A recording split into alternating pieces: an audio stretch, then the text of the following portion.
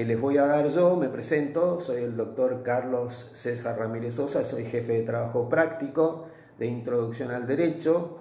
Participo junto con el doctor Gómez en su cátedra y ya hemos dado hoy en la primera hora de esta clase virtual, ya se ha dado un pantallazo de toda la materia. Prácticamente el doctor nos ha hablado de la materia en su plenitud, desde las primeras unidades, nos ha hablado también de las últimas unidades, también nos ha tocado un poco de todos los temas que transcurren durante nuestra cátedra. Es bueno que no solamente veamos el video en vivo hoy, volvemos a recalcar lo que siempre decimos en clase, de que recorran la página, en este caso de Introducción al Derecho 2014 del doctor Gómez, donde hay diversos videos, hay materiales, hay trivias, hay archivos que sería bueno que todos miren para que formen parte también de lo que estudiamos durante el transcurso de la materia. A mí me toca ahora hablar un poco de lo que de alguna manera ya hemos estudiado en el cursillo cuando hablamos sobre lógica.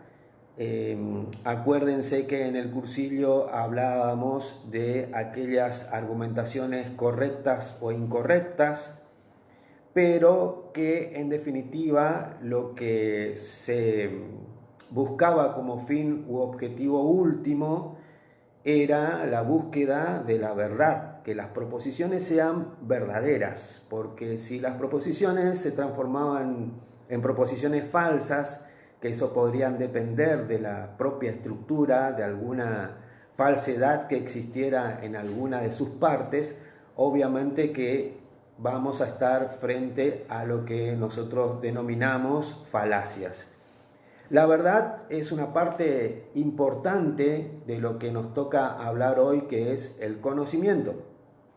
Por supuesto que el conocimiento es una tarea que debemos llevar adelante y que según la doctrina, según los estudiosos, según los autores, hay varias perspectivas. Una de ellas es la perspectiva del proceso mental que se desarrolla al momento de obtener el conocimiento. Ese proceso mental está dentro del ámbito o la disciplina de una teoría psicológica del conocimiento. Pero por otro lado, y esto siguiendo a autores como Husserl, vamos a estar frente a una teoría fenomenológica, es decir, describir al conocimiento como si fuera un fenómeno. Para ello vamos a poder clasificar elementos dentro de la fenomenología del conocimiento, elementos que van a formar parte de los pasos que se van a seguir para llegar también, como ya lo hemos hablado en lógica, para llegar a el objetivo final, que es la búsqueda de la verdad. La verdad que también es otro problema que tiene índole no solamente científico, sino también dentro del derecho, sino que también de la filosofía.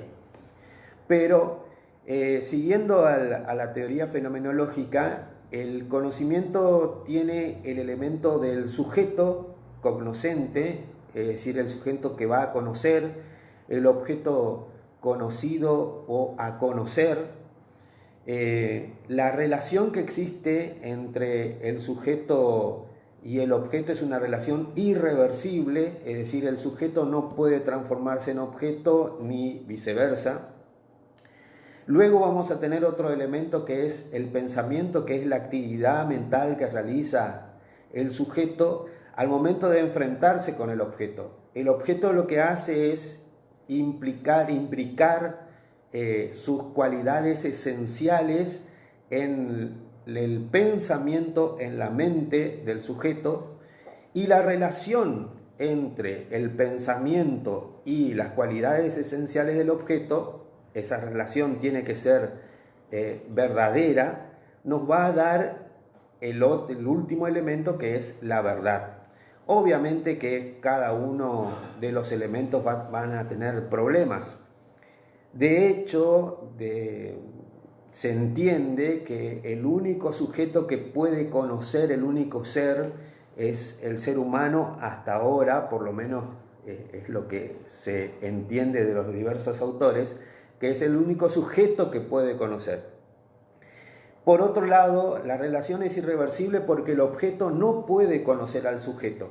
Como ya lo hemos explicado en clase, es cierto, un médico puede tener como objeto a otra persona de estudio científico.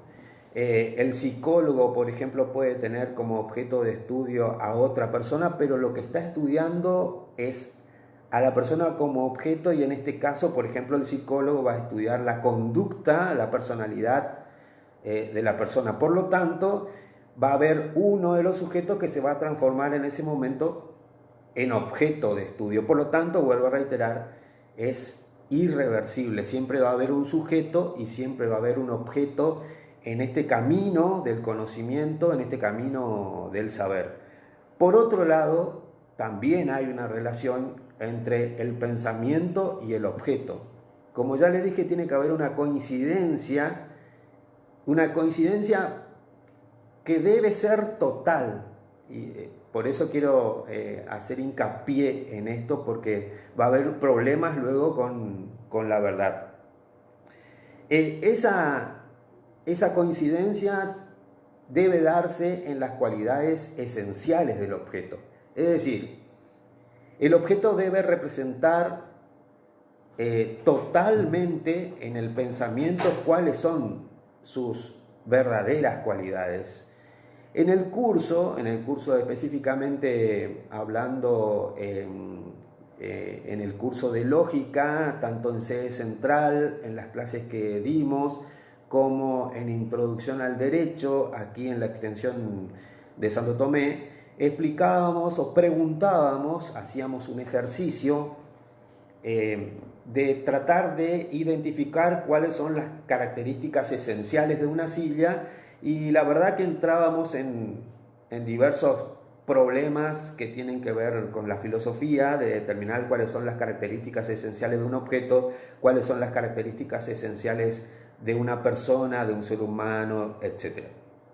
Porque lo que pretendíamos llegar era a un conocimiento acabado de las características esenciales que conforman un objeto, para poder diferenciarlo de cualquier otro objeto en el universo. O sea, ¿cómo hacemos para llegar a las características esenciales que conforman a un objeto para que el pensamiento esté de acuerdo con lo que está presente en los hechos que se dan en la naturaleza, ¿no es cierto? Por ejemplo, ante la presencia inevitable, indefectible, inequívoca de una silla. Aún así, como ya vimos en clase, se nos hacía un poco difícil llegar al verdadero conocimiento de lo que era una silla, aunque eso resultara obvio y que pudiéramos distinguirlo a simple vista. Esta problemática es lo que nos va a llevar a otra situación, que es el descubrimiento de la verdad. La verdad, como ya vimos también, el profesor lo ha hablado un poco también en su clase anterior. Tenemos problemas con la verdad porque la verdad depende no solamente de lo que realmente acontece en los hechos o lo que pasa en la realidad, sino que tiene una problemática que deviene de la creencia, la certeza o las probabilidades, ¿no? Aquí a la vista tenemos un libro en la biblioteca del Dr. Gómez, que es un libro de Chabris y Simon, que es El gorila invisible, en donde se ve cuál es la problemática de la percepción que puede llegar a tener una persona ante un hecho que acontece delante de sus propias narices dentro de su campo visual. Para entender un poco más allá y profundizar este punto, al adquirir el conocimiento nosotros lo hacemos a través de los sentidos, es decir, que deben penetrar de alguna manera en nuestro saber, en nuestro entendimiento, a través del campo sensorial, ¿no es cierto? Ese campo sensorial que se va a dar a través de los diversos sentidos que componen, que tiene el ser humano. De todas maneras, es bueno que nosotros entendamos, y teniendo en cuenta este libro, El gorila invisible, que en el campo visual de una persona, en ese campo visual también pueden haber problemas de percepción, problemas de captación de lo que se ve. Por lo tanto, vamos a tener dificultades de poder advertir ciertas cosas que pasan dentro de nuestro campo visual. Profundizando un poco más, dentro del campo visual nosotros vamos a tener actividades que son físicas, fisiológicas y psicológicas. Cuando nosotros estamos frente a un objeto, la primera actividad que se va a desarrollar es física, es decir, el objeto delante del sujeto. Fisiológica luego de cómo el sujeto adquiere a través de sus sentidos la característica esencial del objeto. Y psicológica es justamente lo que se da como actividad mental. Y es ahí donde viene el problema en cuanto a la percepción, en cuanto a la certeza, en cuanto a las probabilidades que nosotros podamos llegar a tener, que van a ser resultado de nuestras propias creencias y que en definitiva van a surgir de la propia subjetividad del sujeto. Un mismo hecho que se da delante de nuestras narices a veces no es percibido a pesar de que podamos ser testigos presenciales calificados. Por ejemplo, ¿de qué color era la camisa del doctor Gómez en la anterior exposición? Muchos me dirán de distintos colores, por lo tanto va a haber una apreciación subjetiva y va a haber una discrepancia que va a devenir de diversas creencias que van a surgir de la subjetividad de cada uno de nosotros. Y esto es lo que nos va a llevar a que tengamos problemas en la construcción de la verdad. Pero para que quede claro la teoría fenomenológica, ¿no?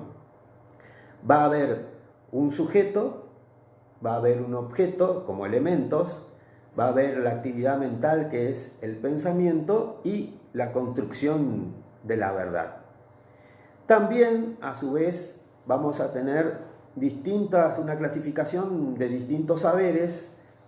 Va a haber la clasificación del saber vulgar y del saber crítico.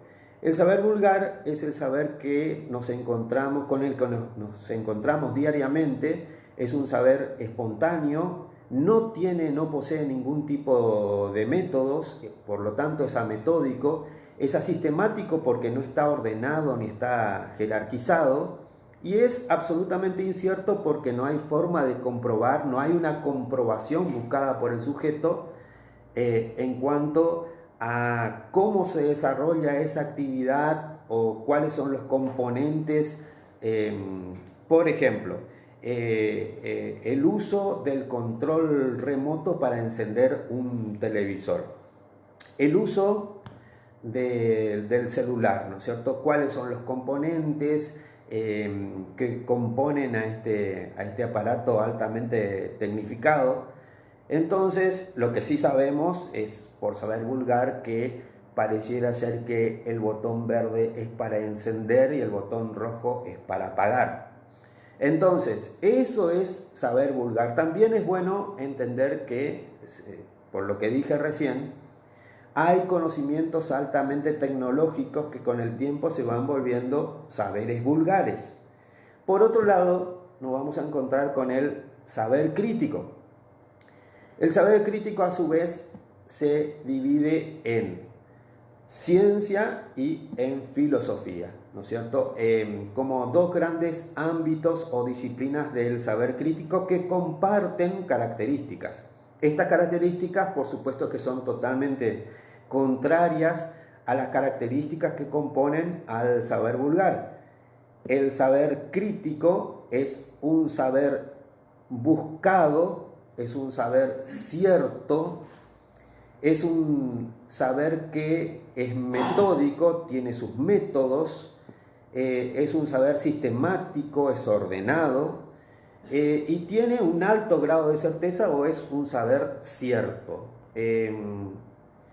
Decimos que es un alto grado de certeza, tiene un alto grado de certeza o de probabilidad porque aún aquellas ciencias duras, llamadas ciencias duras, aún en ese ámbito de las disciplinas científicas, aún en ellas existen teorías, además de la existencia de leyes, y muchas de ellas durante el avance del tiempo han sido refutadas y todavía quedan algunas que seguramente con el tiempo serán refutadas, ¿no?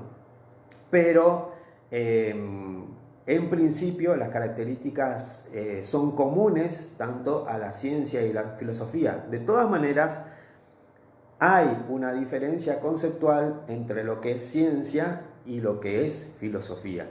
Y esto deviene de un concepto que son los supuestos. El supuesto es una noción entendida, comprendida por todos, que no se pone en tela de juicio. A eso se le llama supuesto.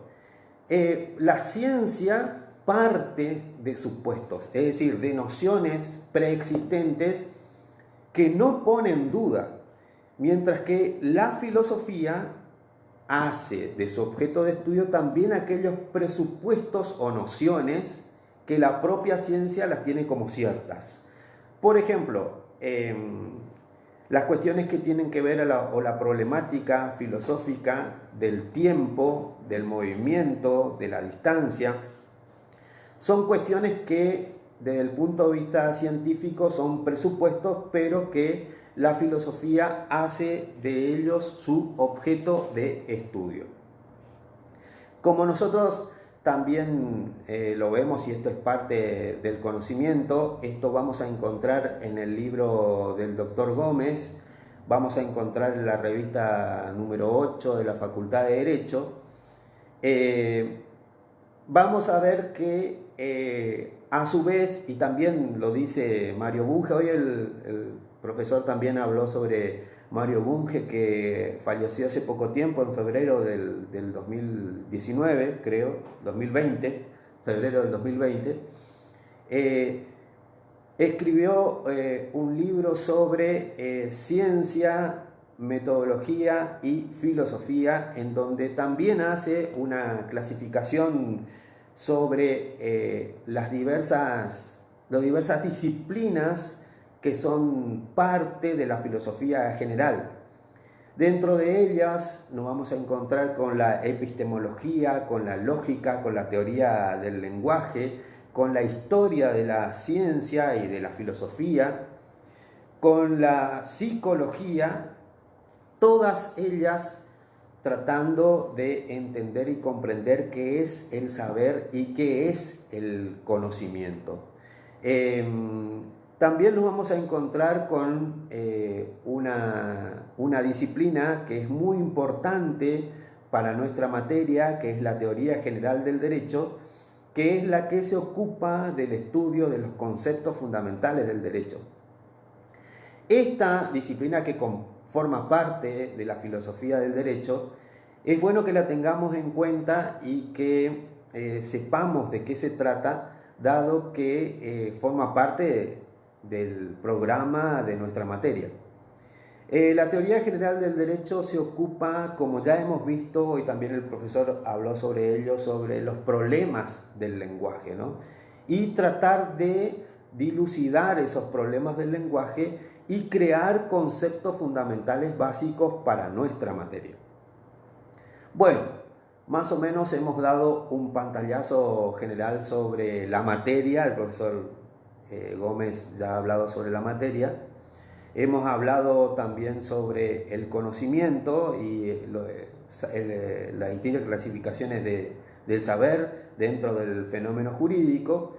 Así que no nos queda más que saludarlos afectuosamente a todos y que se cuiden, y ojalá que esto culmine rápidamente para que podamos estar en clase. De todas maneras, ya estamos obteniendo horas vuelo en este métier de hablar a través de dar clases virtuales, así que los invitamos a la próxima reunión que tengamos, que seguramente lo vamos a avisar por este medio.